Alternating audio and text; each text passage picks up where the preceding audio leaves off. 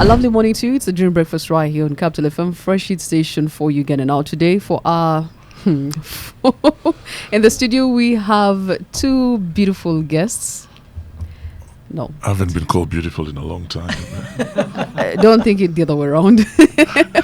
Well, today in the studio, today in the studio we are talking the UK-Uganda relationship. What are the opportunities? What are some of the projects the UK is doing in Uganda, and what is it like to live or work in the UK? Well, wait for it.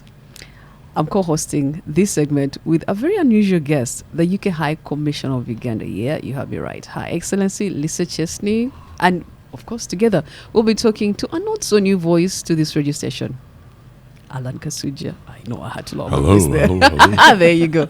Who's done it all in Uganda, yes. And now he lives and works in London with the BBC. Alan and Lisa, welcome to Capital FM. Thank you so much. Thank you. Well, Lisa, I'll give you all the pleasure to introduce Alan. Thank you. Well, thanks, Alan, for the really, really warm welcome. This is actually, I think it's my first time in a radio station. Really? Radio station. Is it? Yeah, I'm still just about 4 months in or so. And before I introduce our fantasy guest here, I think I'll have to say thank you so much to Uganda for the warm welcome, because I've been made to feel incredibly at home. But that's my first nice. time in a radio station, and there's no person, I'm told, better to have my radio station experience with than Alan Kasuja. I don't know about that. Oh, no, listen, I said to him, tell us a bit about Alan, and he just says, I'm just a guy. But my team say no. My team say a legend of broadcasting. True. Not just Capital FM, but the whole Ugandan broadcasting yes. scene as well. And listen, I'm going to embarrass him even slightly more. Before I was coming out to Uganda, I was researching Uganda, listening to the media, really vibrant media scene. I was listening to a broadcast, actually, that Alan had done, and my mum came into the kitchen. I think you were interviewing President Museveni. It was one of your older broadcasts. And she's like, oh, what an amazing voice. Who is that man? I was going to say, what's her phone number?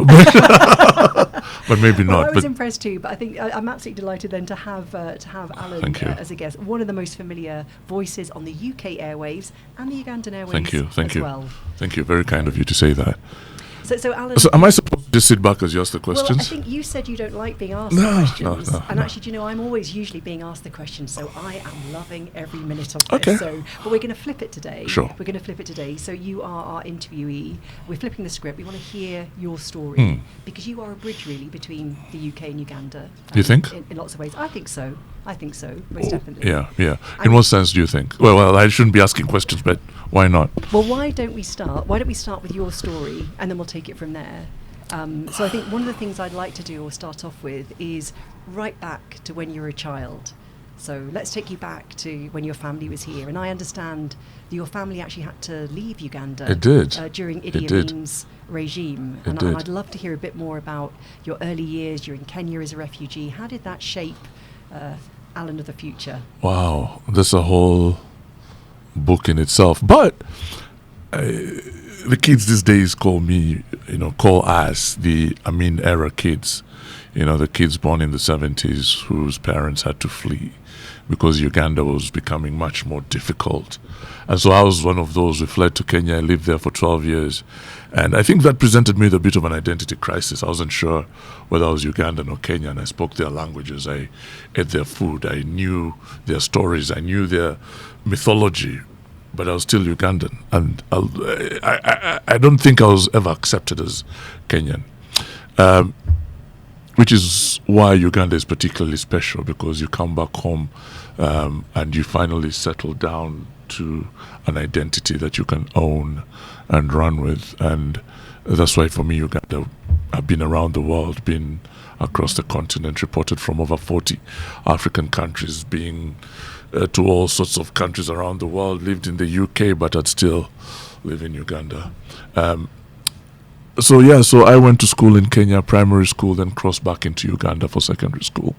That's just broad strokes. How did it shape me? It made me... I think I'm more interested in people because of the different influences. I'm more tolerant, I'm more understanding of people because I can get into their, different facets and sort of immerse myself in their idiosyncrasies and just try to understand who they are as people. And that comes from a multicultural exposure, if there is such a phrase, where you speak Luo, you speak Luya, you understand Kikuyu, Swahili, and a multitude of other languages, and you can connect at different levels. And I think that has played into my professional career as well. You know, to the Kikuyu, I'm a Kikuyu, to the Luo, I'm a Luo, to the Muganda, I'm a Muganda, to the Mswahili, I'm a Mswahili. And that also means that I speak or understand probably 40 languages. So that's been the impact. That's been the impact. So you look at the human really rather than the national identity then? You look at the person. Absolutely. Yeah. And I think that is key. You know, some of my best friends, the friendships that I form are not based on where people come from. They're based on who they are as individuals. And very often I don't even know where their villages are until there's a family emergency and we need to rush to the village, or there's a celebration. And that's partly because we connect at a different level. And do you think that's something that's uniquely Ugandan? Because one of the things that strikes me is the approach that Uganda takes to refugees. And I've worked in many, many parts of the world. I haven't seen anything like it. There is something uniquely special about the Ugandan welcome to everybody. It helps that we have been refugees before. You know, we've all had to leave the country. It helps that President Museveni had to run away for his life. That his children, General Muhoozi was born outside Uganda. His family had to seek refuge. It helps that the same can be said of Ruhakana Rugunda, the former Prime Minister, can be said of Mama Mbabazi, the former Prime Minister. So I think a lot of that is doctrinal and ideological, but there is also just the fact that Ugandans are warm people. We're just the best human beings. You won't find, honestly, we really are just good people. Yeah. You know, I can agree with that. You can land at Entebbe International Airport without any idea where you're going to stay. And the taxi driver will take you to his house. All of this I love. This is, so I found a couple of times when I've got lost. I was up in Jinja, I was in Kumi district. If you ask someone, you say, I'm lost, I don't know where to go. Not only do they tell you, but they actually take you out of their way to their next destination. How amazing is that? It's a very, that is what is Ugandan. Ugandan, isn't it? Uganda might not have the best infrastructure, it might not have the best buildings in the world, but it has good people. Sure. And that is the distinguishing factor.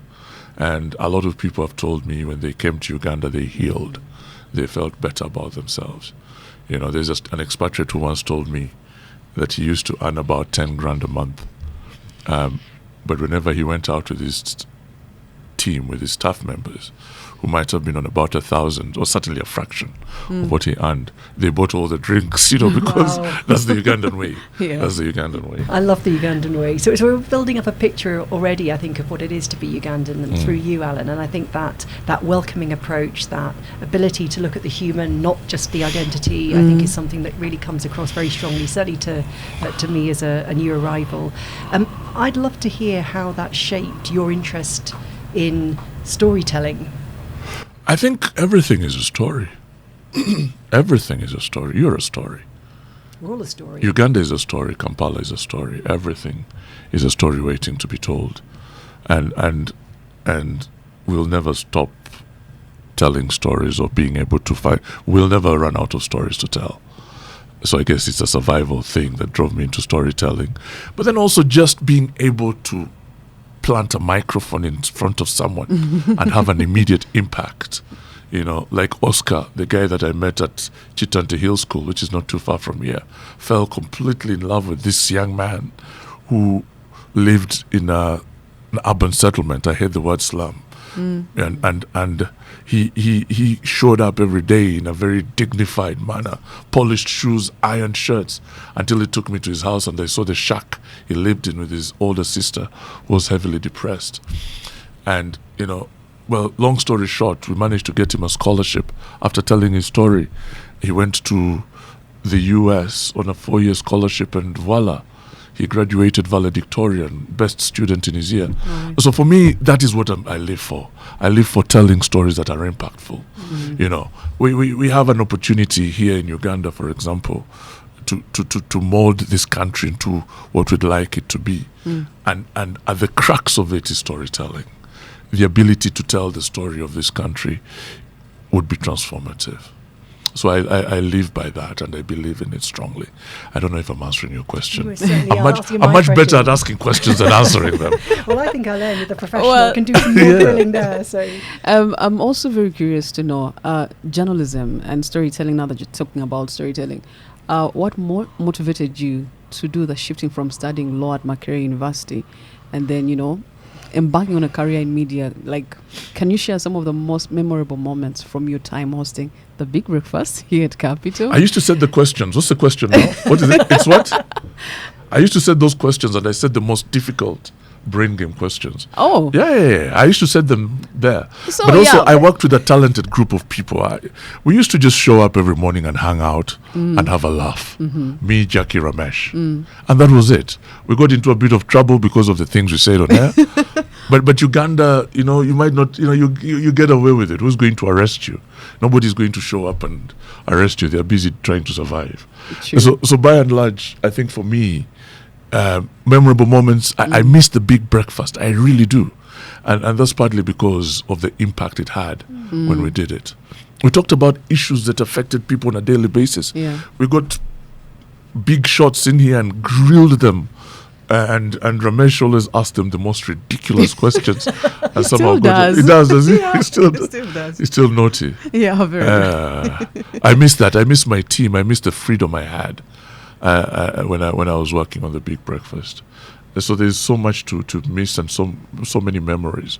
One of them was Jackie's birthday, and Jackie and I had just had a fight, I think. Whoa. When you spend so much time together, you're bound to sort of rub each other the wrong way. And it was her birthday, and we didn't say anything, and she was such a bad mood. And what Ramesh and I had done, we talked to someone, and we just decided to surprise her completely with a full birthday thing on here. Oh. So we've created lasting relationships as a result of that. Gosh, I've never talked this much. Well, curious to know again the challenges and opportunities when you join BBC World Service in 2012. Do you know what the BBC is? Do you know what it is? Huge. You come from Capital FM to go to BBC. It's a big deal. I don't know how I survived, man. I think it's partly because of Kampala. Kampala prepares you for the world. Honestly, sorry, what was your question? So I'm asking the challenges that you faced when you joined them. I was presenting Newsday, the biggest breakfast show in the world. And the impact, of course, it had on your career. Yeah, the biggest breakfast show in the world. With the best journalists you can ever find anywhere in the world. Most experienced presenters you'll ever find. Guys I've been listening to all my life. And here it was, man. You get a lot of imposter syndrome. And you're like, what am I doing here? How did I get here? I missed my 91.3 Capital FM. Can you imagine? Where you got away with saying rubbish. Here, the rules are very clear. And I was just lucky to be with the best of the best. Nuala McGovern, Julian Keane, the best. May Julian's soul rest in peace. But best of the best who are willing to share their experience, their knowledge, and to impart it in you. And I think the most important thing I did when I moved from here, where I was a very big fish, highest paid presenter in the country, biggest breakfast show in the country, I humbled myself and decided to learn from these people who were very, very good at what they did. They were the best in the world. And that is how I survived. But also you must understand, this city, Kampala, I keep saying is the only place where you leave home with no money in your pocket and come back drunk. So how do you manage that? Kampala is a way of life. Yes, it instills in you a fighting spirit that you won't find in many places. True. True. You go to the boarding schools I went to. Have you been to a boarding school in Uganda? Yet, no, I haven't. I should take you. An experience oh my God, it is. Survival. You're taught how to survive in ways. You go. Can I be a bit gross? Do I have your permission? Go on, go for it. You Please. go use the bathroom. Ivan, are they called bathrooms?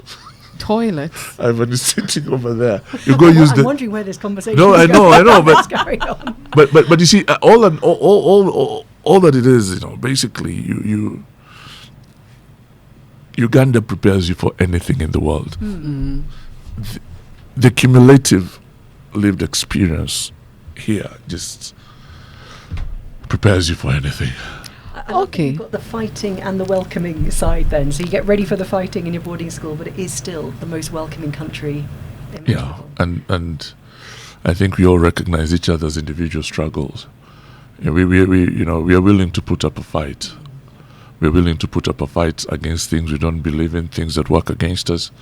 But also, we're willing to put up a fight to survive as Ugandans. And that spirit is one that that lives on. Alan, I would love to know how many more African voices can be heard on a global stage? In what sense? Like getting to the point where you got the level. I think we have a historic obligation to tell our own stories. Okay. We can't rely on international media houses, on the BBC, on CNN, and the rest of them. We can't do that anymore. Africans need to project their voices and to be heard. Okay. How many more voices? All the 1.7 billion of them need to be heard. And I think that for me is what I want to spend the rest of my life doing, projecting those voices.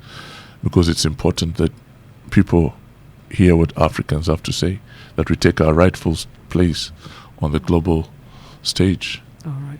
Yeah. So there is room for every single African voice.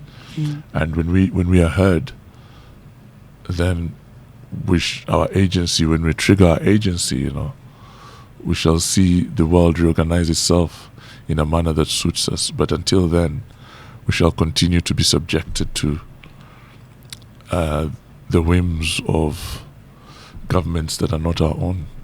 This is no direct attack to you, Your Excellency. No, I think it's a really important discussion, isn't it? The world order is changing, Yeah. actually, and it has to. Yeah. It no longer matches the reality. True. And I think journalism has got such a critical role, exactly as you said, Ellen, just like putting a multiplicity of voices on the world stage. And you've really done that, I think, not just for Uganda, obviously, but for Africa. Daily broadcast every single day, or Daily Africa, that piece that starts, certainly my day. I'm glad it does. I'm glad it My does. mum's now as well. So she has your voice. That's it. You've got a couple of fans. Please pass on my best. I will do. Yeah. I will do. And I think actually that's it. We come back to some sort of key themes. The world order is changing around us, isn't it? You know? I love the fact that the UK works very closely with Uganda in the UN. That's an area that needs reform. There needs to be more African voice. Yeah. It needs to be through every single dimension of life. I think for me the priority areas, if you asked me, based on my work as a journalist and all the conversations I've had, because I moderate high-level conversations around the world, I think that key areas are around, of course, the United Nations reform, where you have no African countries on the Security Council, but then also just the financial architecture, the institutions of the world. Are they going to continue being perceived or being used as instruments of advancing Western agenda, or are they going to actually reorganize themselves in a manner that allows African countries to participate more effectively? These are the conversations that need to be had very urgently. And this is why we need sort of quality journalism and actually people telling the stories from different... I agree. I agree. You in the hot seat. I do love the fact that we can grill Alan. True. The microphone's around the other I hope I'm an interesting interview. You are of certainly- course. You are certainly lovely, and I'm sure you are for all the listeners. But actually, the other piece I think to me that's really interesting about you is it's really telling the UK-Uganda story from a very blended perspective. Because you live in London now. Yeah, I do. Even though the weather probably really depresses you. No, it doesn't do. It stresses me. Kampala and Bon City, Muna Kampala struggles with that winter. But you don't miss the Buddha Buddhas, no? No, you see, but the chaos. No, the chaos is all part of the color. It's all part of the beauty of this city. I appreciate borders. I struggle to deal with them. I worry about them, but it's all part of what Kampala is. Hopefully, we shall get reorganized, but it's what it is. It's what we have at the moment. Exactly. I guess we all need to. In all our cities, we deal with the reality that we find. I Yeah. say I don't think I'm going to fall in love with Boda Boda. Have you been on one? No, unfortunately. I just watched them go around me. I have fallen in love with matoke. Oh, I yeah. have good. to stop eating it because I find after about 4 weeks I bust out of all of my sweets. Really? So I Yeah. actually had to revise that. Yeah. So yes, exactly. I've learned that every Ugandan meeting has to have cake involved. Oh yeah. Oh yeah. Yeah. Exactly. That's important. We show up to eat for these meetings. We don't. Whatever you talk about is up to you, but we want tea. Matters, doesn't We want tea and peanuts and cake. That's right, and that's totally fair enough. So I'm glad I'm learning over time. Yeah. But I learned one of the things that I love, and perhaps you can illuminate this for me, Alan. I find so many connections between the UK and Uganda, almost every day. Yeah. You know, sometimes people stop me and they tell me that they studied in Birmingham or their families there, or got businesses that make, and you to me are a great sort of example of that. And I think that's been a long-standing relationship. I'm going to sound like a politician here, or a diplomat, but it's How terrible. I know it's I think there's no running away from the fact that there's a historical relationship between the two countries, and it goes back I say historic, it goes back a long way. Lots of people I know have gone to school in the UK. I have had the benefit of going to school in the UK as well, and working there. So yeah, by all means. And now almost everybody has a UK football team. Oh yeah. Oh, yes. You should come up with a visa for football team. Football. Go and watch football matches and come back. Shall I guess what your team is? Because so far everybody I is think either Liverpool, Arsenal, Man United. Team was Liverpool because she Okay. went to, she taught at Odahay. Oh right. Okay. Odahay Children's Hospital, where she did her training. So Liverpool has always been the family football team, but Arsenal, man. Arsenal, that's it. It's a very abusive relationship, but you hang in there. You're still hanging in It's there. so Well done. difficult. Yes. It's so difficult being in a relationship with someone you commit everything to and they don't reciprocate. One day, Alan. One day, it's going to happen. Yeah, but yeah, yeah, absolutely. So that special relationship continues. It's I don't know if I should call it a special relationship. Makes me sound like an American. But I think it's always been. I think a lot of Ugandans would like to go to the UK and experience it and just bust that bubble, or just experience it and come back. Yeah, there's good and bad in everything, isn't there? I And love my everywhere, yes. country. There's also shortcomings as well. I mean, how do you think, Alan, that it's influenced? You are on the world stage effectively when it comes to global affairs, and you've just talked about a couple of the big issues. But Yeah. how has living in the UK for a period influenced your perspective on global affairs? Interesting. I think first of all, it's access to people, access to information. Living in London means you have a lot of access to scholars, to just a bunch of brainy people who know a lot of things about things. So you have that access.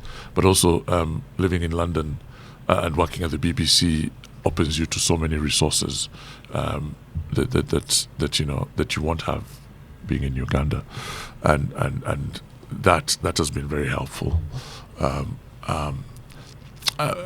And I think, which is why I encourage people to if for nothing else, than to go study in the UK and experience that. A friend of mine brought his class to the BBC for me to speak to.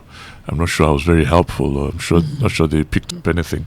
He was at Oxford at the time, and in the course of that conversation, I just realized how many people are in that room, how many people it brought together, and even working at the BBC. When I want to find out what's going on in Ukraine, I'm going to talk to someone who has been doing that story for 40 years. So they know what they're talking about. And the colleagues that I've been working with have covered a lot of global affairs and global for the last so many decades. So I have access to that, and that's very helpful. And I love the fact that, so we often talk about the history, and of course the history is part of it, but for me the thing that I think is very special about the UK-Uganda relationship is just that it's very current as well. So you talked, for example, about education. One of the things that I love about this job is meeting our Chevening scholars and our Commonwealth scholars. Yeah.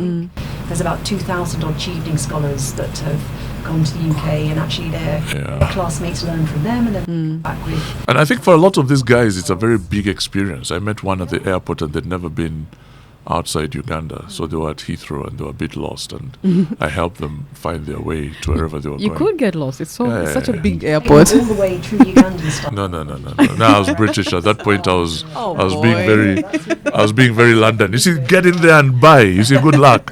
Let me know if you get there or don't. Oh. But again, that relationship. I'm hoping that it can be a relationship of equals. Exactly. and we're speaking at a time when, USAID and all this, I don't know if I'll cause you diplomatic problems, but at a time when, the Trump administration has taken decisions about aid that would benefit a lot of people. And my biggest concern right now is, are we going to see a growth in drug-resistant tuberculosis and HIV because of an administrative decision taken elsewhere? And I think that is the one thing, that perception that, that if you're going to contribute to Uganda, just, let's do it in a manner that gives Ugandans dignity, but also that's almost authentic, that is genuine. The relationship needs to be mutual, doesn't it? It does. Yeah. I really like your point. It's got to be a mutual benefit for it to work out. You might not always agree. I think in any relationship, I am sure. The one thing I can predict, I can't predict very much, but as a diplomat, a sign to me of a strong relationship is actually where you do have points where you disagree, but you can still talk about them. Yeah. And work them out. Yeah, like get visas easily. How's that going, by the way? Boy. I will always try on that. Like, make it easier for Ugandans to go to the UK and Alan. And I agree with it. Yeah. Really tough. Because you see, I'll just say this, and I'm glad we're having an honest conversation about this. Ugandans who want to go to the UK to watch football matches are unlikely to want to live there. They'll want to come back home, I think. Because by and large, the Uganda of the 90s was a much more difficult one. And the Uganda we see now is one where people are happy to be here. They thrive and they want to stay here. And hopefully that is going to be recognized, and it will be that much easier for Uganda, for this relationship. What is a relationship if I can't visit your home? And if I can't have food at your house? And I promise you a cake when you do. Exactly. Like if Ugandans, the Brits can come to Uganda and land at Tebe and pick up the visa on their way in. Let's. It's a tough thing. Why is it tough though? First time, because I guess like any country, unfortunately I do not take visa decisions. No, of course not. And yeah. But I guess the challenging thing in any country is just like balancing different interests. Amount of interest for the UK, actually from every country in visas, is really high. And the vast majority of people are really responsible. They want to go and work, they want to go and stay. There's a tiny percentage of people that unfortunately abuse the system, and the tiny amount of people that abuse the system has a chilling effect on the whole process overall, and that's the tricky bit. But it's really helpful. You're a good storyteller, of course. We would expect nothing less. Yeah. It's helpful hearing direct experiences about what people's experiences are with the visa system, and then we feed them in. So like you, I'm an optimist. So I remain optimistic. And be tough, but maybe things could be better. Yeah, I think if we are to talk about a relationship at all, it just helps. The very first visa I got to the UK, oh gosh, I could tell that story, but let's just say this is maybe one to do over tea. I woke up at 4:00 in the morning and went and queued up during El Nino when it was very wet. And for 3 days I waited, and at the time, and I'm sure things have changed now, the most senior person I spoke to was a watchman. Because we were all turned away at the gate after 3 days. Until I decided to kick up a storm and say, hold on. So I went to the High Commissioner's office and they were gracious. And the next day I was seen quite quickly because I was going as a student. And the conversation with the visa officer ended up being about cricket. and so yeah, to that extent. So I just think, I think the point I'm making is there are human faces behind these decisions, and a lot of them can be very interesting, and that interaction can be great. But I just on behalf of Ugandans, I just hope that a Ugandan can go to Manchester and watch a football match at his favorite team. That is my prayer for the multitudes of Ugandans who live in this country. And I strongly propose that you write to them and whoever makes those decisions and says, let's get them a football visa, because there is such a thing. I noticed that he said he wasn't pushing for people to go and see Arsenal, so it feels like you're giving up on us. I'm supposed to be impartial in all my decisions. I think that point about about, that we want the links to be as strong as possible, and I'm glad that they are so strong. So not just achieving of the Commonwealth scholars, but it's got to be mutual. There's got to be a mutually beneficial relationship. And one of the things that I've picked up in my short time here is how many connections there are. There are many. The UK and learn from each other. So I met. I was up in Mbarara last week. Met the very dynamic Mbarara University of Science and Technology. They've got connections to London School of Hygiene and Tropical Medicine, University of Liverpool, issues connected to HIV, tuberculosis, and all these partnerships and these research partnerships. People are learning from each other. And this is and just to give you another idea, Mengo Hospital, Sir Albert Cook set that up in God knows when, 1887. All the wards, Annie Walker, Margaret Bond, these are British names. These are British nurses who came to the UK. My mother, before she went to the UK to train as a nurse at Alderhay and various other hospitals, worked there and benefited from that. And this is in the 50s and 60s. So there is history, and it's legitimate, and it's real history. Yeah. Uganda Virus Research Institute. Yeah. In the UK, Uganda Health Alliance. There's tons of stuff. Yes. We need to celebrate it, don't we? Yes. Yeah. Yeah, we do, absolutely. English language, I think, is the other, obviously, connection. Definitely. Uganda is, again, voted the best speaking country across Africa. Yeah. Hey, every time I see that, I'm like, oh, wow, okay. Africans must really speak bad English. Really? No. I was complimented the other day. I was somewhere where someone was saying, you speak really good English. I said, yes. You're British. I said, they thought I was German. Oh, wow. So anyway, so I do speak quite good English. Yeah. As we always say. Yeah, no, but you're right. The links exist. And of course, all these connections, so not just, there's lots. Has anybody offered you a Ugandan name yet? Yes, somebody did. Yeah, that's likely to happen. Yeah. Exactly. And then actually the most exciting thing, I was at a company where was that company? On the way back from Naki Valley, and they gave me a name in sign language. Oh, wow. It was absolutely amazing. Which Yeah. I think that's pretty. Oh, wow. Interesting. The language is cute, but there's also, I guess, it's not just shared interest, and I agree with you, it's got to be mutual. That's something that's really important to us as a UK and to me as High Commissioner. How do we have something that's equal and mutual? And we've got loads of examples now, particularly on the business side, and I'm sure we'll come to that. Well, looking at things that we could be mutual about, and something that we constantly talk about today, everyone's talking about, is climate. Yeah. You spoke about El Nino, like way back when you had to get your British passport. I'm just curious, Alan, how do you speak about it with your audience, and what does Uganda need to? How does Uganda need to properly speak? Well, that's a complex PhD thesis kind of question. This is why I don't like interviews. But I think also, Ugandans need to be able to tell their own reality, because I want to hear from a farmer somewhere about how their lives has changed since I don't want. This whole climate conversation can get lost in big picture stuff, and yet the reality is the farmer who used to do 50 bags of maize now does only 20, because there have been changes in weather patterns and things like that. And that for me is where the real crux is. Get away from this high level stuff and go down to the basics, to the person who's trying to survive, and go down to them and try to understand how their life has been impacted. And then you also recognize that it's multifaceted.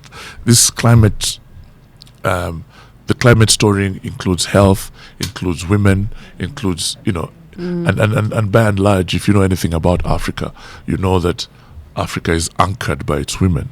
So the women are most likely to be affected by the changes in the climate. So it's complex, it's nuanced, and it just starts from people talking about the changes they see from their lived realities. Well, last year the UK government in particular decided to partner with Uganda Ministry of Energy and Mineral Development. Launched about £5 million clean cooking program to support clean energy initiatives in Uganda. Now, do you think a shift from charcoal and firewood to clean cooking solutions would be... I have no idea. I don't know. I honestly do not know. I don't know if that is the change that we need. And I don't know what the intention was with the but I think the UK will never fix Uganda's problems. It has to be us. It has to be us. We can't. It's great that you have friends who can give you 2,000 here, 1 million there, 3,000 there. But unless that goes towards you building your own ability to manage your own issues, business, and I think this is the key thing. Great to have partners, great to have these partnerships, but if the end game isn't to make sure that we do not become dependent, and we saw this during the COVID-19 crisis, and we saw this again now. I keep talking about TB and HIV resistance that could result from the decisions that have been taken by the Trump administration. Unless we move away from that level of dependency, we should be able to tell that we need these trees. Nobody needs to come and tell us that we need to cook, to find better methods of cooking. Nobody needs to. I think it comes back to your point, doesn't it, about being mutual and a relationship that benefits everybody. Because I think you're absolutely right, and I think you summed it up. There's got to be vision and leadership and drive in country, and then if you have got friends or partners that support, it's to your vision. Yeah, absolutely. I think your point, the really important point, is around sustainability. Because, I will be very candid from a partner and a friend point of view. The pressures on the global system are immense. There's the most conflict since 1946. There's now actually 305 million people dependent on humanitarian assistance across the globe. Yeah. So I think we need to, as countries, between us all, look for how do we work together. And on, say, for example, on the clean cooking side, this is where I think it's really important that anything is supporting the private sector, local capacity building manufacturing capability. Exactly. So that we move away from depending on other people. You need to be taught how to fish, not given fish all the time. Ugandans definitely know how to fish. I've had so much lovely tilapia. That's Have you tried them, Porter? No, I haven't. I don't like it. Why? I've got a pro and a con here. Nail patch, I would never recommend it. But tilapia, safe. That's a safe option. Safe option. Yeah. But it sort of takes us on to, we're talking about business, aren't we? Yeah. Investment, and I think that, to me, that is transformative. Bring it. Bring British. Relationship. Yeah, bring them in. They're here. Are they? Yeah. We need to see all of them. We need to see more of them. It's great to know that they're here. Come and talk to our very vibrant British Chamber of Commerce. So actually, one of the things before I came out as a High Commissioner, you have to, as well as do all the formalities, you'll have the Prime Minister, the Foreign Secretary, the ministers tell you what they want of their ambassadors and High Commissioners. And the message I've got loud and clear is growth. It's mutual economic growth. It's spending more time thinking about trade and investment. Yeah.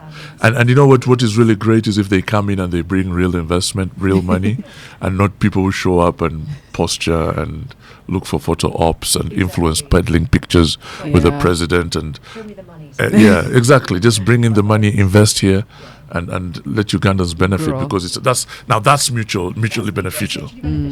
So when you see me and my mission around about the country, you'll see a lot of focus on business. So British Chamber of Commerce employs thousands of people because actually most responsible British businesses employ locally and develop talent locally. They don't ship it in. They pay their taxes.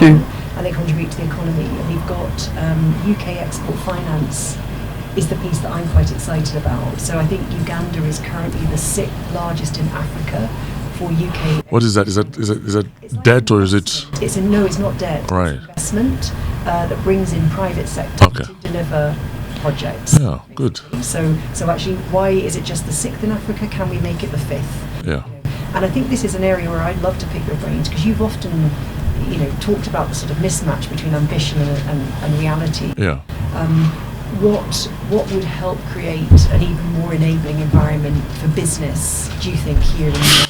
I think Uganda very often has, Uganda, there was a time when I woke up, I just thought to myself, Uganda wakes up in the morning to find which part of the foot to shoot because, this happens quite a lot. Uganda can be so self-sabotaging sometimes. I love my country. That's why I can be so honest. That's why I can be so honest about these things. But you see the opportunities. You see, again, when you're in Uganda, you're across the region. You're across different parts of of Africa. You are across Africa with a free trade agreement. So and Uganda provides a very good landing spot for a lot of businesses. I've seen people from the UK come here on some sort of adventure. They come in as backpackers and they end up living here forever. Because they came up with this business idea that has just meant that they won't go back to the UK. A lot of diplomats that I know have decided to settle here because they found a home here. By and large, I think the best option would be for people to come and experience Uganda first. Come and see it. Come and get to know it, understand it, and then make that decision. And I think, in my view, a lot of people who have been trying to find places to go to in the region have found that Uganda offers them the incentives they need. And God knows I should send someone a bill for saying this because someone is benefiting from me promoting Uganda so much. But Uganda is actually a great place for businesses of any kind, because however much progress we've made, it's still virgin territory. And there's still a lot that can be done in the tourism sector, in all sorts of, and because we have a critical mass of young people who are brilliant and who are looking for opportunities, again, Uganda is offering everything: brilliance, opportunities, potential for growth. It's all here. The talent here is immense. We took some young entrepreneurs. It's their ideas, their businesses, but they've got really climate smart ideas, and we've been trying to support them. They've got all the ideas, match them up with some mentoring and some investment, and some of them came to London recently to meet sort of investors. There is so much talent in this country. But I think things get in the way. We have to be really candid, and I think the more focus there can be collectively to make it as attractive an environment as possible, to nix corruption, those are things that make it. Corruption is everywhere. Corruption is everywhere, isn't it? It's in all countries. In Uganda, we have pickpockets, but in other parts of the world where there's more money, it's much bigger scale, and it's daylight robbery. We think about the long term. Think about the long term. Yeah, but you're right. I agree. Hopefully. We can because we have a responsibility as Ugandans and as Uganda to make sure that we are attractive. We are not entitled to people's resources. We must create an environment that makes it, because it's a competitive world. Everybody wants investors. It is a competitive world. And we sort of want growth, and you've always said this, to be as inclusive as possible. Absolutely. That's the way to make sure really good growth takes everybody with you, not just a few. Well, Alan, what are your future aspirations as far as African journalism and upcoming themes for I don't you? know if I want to be a journalist for much longer, to be honest. But I think what I want to do for the rest of my life is to train Africans to tell their story. Okay. I think that is what I want to do more than anything else. I just want to see hundreds of thousands of Africans, Ugandans, just talking about their lived reality, so that we platform that and we can actually amplify these voices. Because right now we're just not doing enough. We're not hearing enough African voices. There are amazing young people doing amazing things. Fully agree. There's a bunch of guys I met not too far from here at a restaurant, and I just got talking to them. And these 3 young people developed some software that trades for them using blockchain, and they make $5,000 every day. These are Ugandan kids. Nice. So there is a lot of talent like that. And these stories are never heard. So if you amplify these stories, amplify these voices, I think that will have a far-reaching impact. Are there specific stories that you feel are not told and they need to be told? The story of the African woman. That for me is a story that... It's a strong one. The story of the African woman is one that hasn't been told properly. Yeah. With what's happening in the DRC Congo, it's the African woman. Sad. With what's happening, with climate change, it's the African woman. And for me, I've been to places like Shinyalu, where I met this woman whose husband was a border man, and this woman was holding the family together. She borrowed land from her mother-in-law so she could plant and make sure the granary was full, that the plate had food, the kids went to school. And I've been to Lagos, where I met this woman with a Down syndrome child who was lost and didn't know what to do. She needed all the help she could get, and we finally managed to support her by telling her story. Again, when these stories are told consistently and amplified, that would be transformative, because you take care of the African woman, you're taking care of this continent. I love that. And you're making me think about how we can as well use our platforms to amplify, because there are so many powerful, strong, capable women dealing with incredibly difficult circumstances. Absolutely. All role modelling phenomenal success. So I think you've definitely planted a thought. And I think, I'm sure you have a very clear job description, but if you were to just get involved with these Ugandan women, you'll be amazed at who you'll find. And I'm sure you know this. You'll find the most brilliant, the most patient. These women, when you graduation day, you just see how many boys go to the market to pay tribute to their mothers who have toiled in those market stalls just so they can so their kids can be educated. It's down to the women. We guys think we are constantly looking for the next big deal. The woman is just making sure that we are anchored. We have a home to come back to, and we have that our children are educated and they're vaccinated and they are well taken care of when they are well. So imagine how transformative it would be if their agency was properly unleashed. Yeah. Well, I love that's a brilliant aspiration. Is that women as the backbone of the country? I'm glad that Alan realised he's outnumbered today. So this is clearly a he for she. Now I've got one last question, which is taking us right back to the UK-Uganda relationship, and you are our bridge, and you've experienced it from both sides. You're not allowed to answer visas on this, but what are your hopes from where you sit for the UK-Uganda relationship in the next decade? I hope it's one that will grow into, there'll be a bit of growth in mutual trust. I'm hoping that the UK will work hard to make sure that it's not perceived as having imperialistic intentions, that it's actually a real partner in development, a real partner in growth, because by and large, that relationship is viewed as suspicious. A lot of people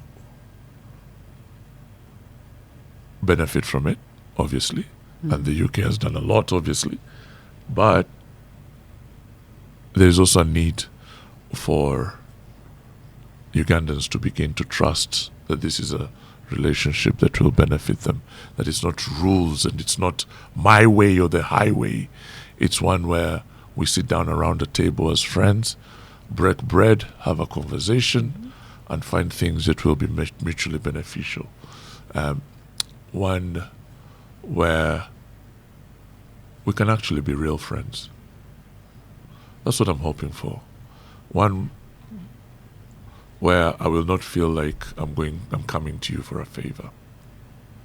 I'm going to my friend to see my friend and to sit down and to see how to best solve our challenges. Yeah. And I'm hoping that can evolve into that's the nature, that's how the relationship can evolve. So I'm taking away mutual trust, building mutual trust, growth at the heart of it, mutual benefit. Yeah, like you and I. And a real friendship. Did you just say I could come over for a cup of tea? I did say you can come over for a cup of tea. Yes. Exactly. Come over for a cup of tea. Exactly. And let's talk real stuff. Yes. Exactly. That's right. That's Even what stuff we're we hoping disagree for. on, we can do and that. then I can take you out to some of my joints in Kampala. I'd love that. I would absolutely love that. I'm in. Not on a boda. No. I'm in. Thankfully, I do have a car, so we can sit down and have a drink in one of these places. Right. You heard it That's here the sort of first. relationship we're all looking for as Uganda and the UK.